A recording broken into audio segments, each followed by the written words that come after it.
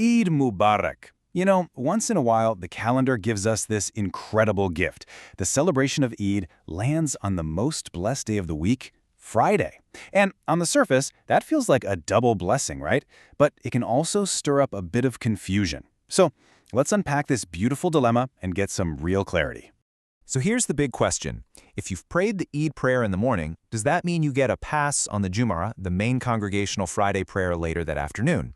That's the core issue we're going to tackle in this explainer, and we're going to do it by looking at the foundational sources for our guidance.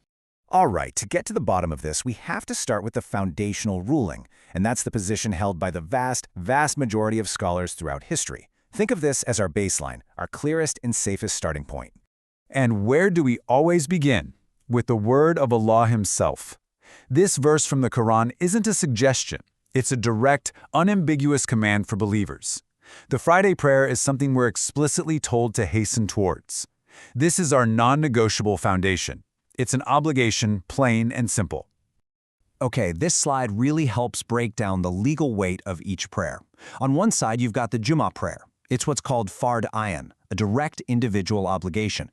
On the other side, the Eid prayer is generally classified as wajib, which is necessary, or sunnah, a highly recommended practice. You can already see a clear hierarchy forming here. So, what exactly does fard ayn mean? Well, think of it like the 5 daily prayers. It's a personal, non-transferable duty. It's on your account. Nobody else can do it for you. You are individually responsible for it before God.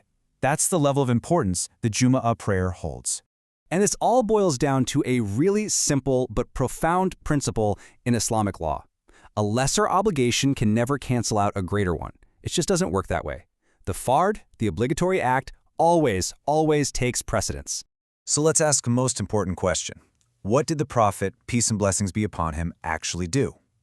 Well, we have a clear narration that on a day when Eid and Friday happened together, he led both prayers. And get this, he even recited the same specific chapters in both prayers. This is a huge detail because it shows they were two separate, distinct acts of worship. He wasn't swapping one for the other.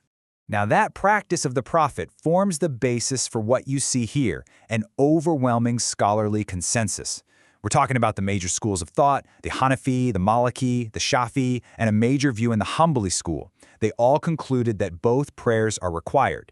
This isn't some fringe opinion. This is the mainstream, rock-solid, established position. But you've probably heard a different take on this, and it's really important that we talk about it. So let's shift gears and explore the evidence behind the concession, the view that says, hey, maybe the Eid prayer is enough. Okay, this is the main piece of evidence used to support that alternative view. It's a hadith where the Prophet, peace be upon him, reportedly said that since 2 Eids, that is, the Eid festival and the Eid of Friday, have come together, the Eid prayer can be enough.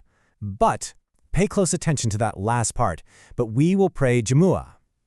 That's a fascinating little clue, suggesting there's more to this story. And that's the million-dollar question, isn't it? Was this a blanket permission for everyone, everywhere, no matter what? Or was it for a very specific group of people in a very specific situation? The answer here is the key that unlocks this whole issue. All right, this is where it all clicks into place. When we put the evidence into its proper historical context, we can finally understand exactly who was being spoken to and why this concession was given in the first place. Now check this out. We have this powerful historical account from the 3rd Caliph Usman. On a Friday that was also Eid, he stood up and gave permission for a specific group of people to head home instead of staying for Jummah. And who was that group? He called them the people of Al-Awali. That name is everything. So Al-Awali wasn't just a random name. It specifically referred to the small villages and little settlements that were located on the outskirts of the main city of Medina. These were people who had to travel in from the countryside for the big Eid prayer. And here it is. This is the light bulb moment. The people who were given the permission to skip Jumu'ah were people for whom Jumu'ah was not even obligatory in the first place. Because they were travelers from these outlying areas, they were already exempt. The concession wasn't for the people living in the city. It was an act of mercy for visitors who faced the hardship of a long journey back home. So, after looking at all the evidence, what does this all mean for you and me when Eid falls on a Friday? Let's boil it all down into a super clear, practical takeaway. Without a shadow of a doubt, the absolute best course of action is to just embrace the double blessing.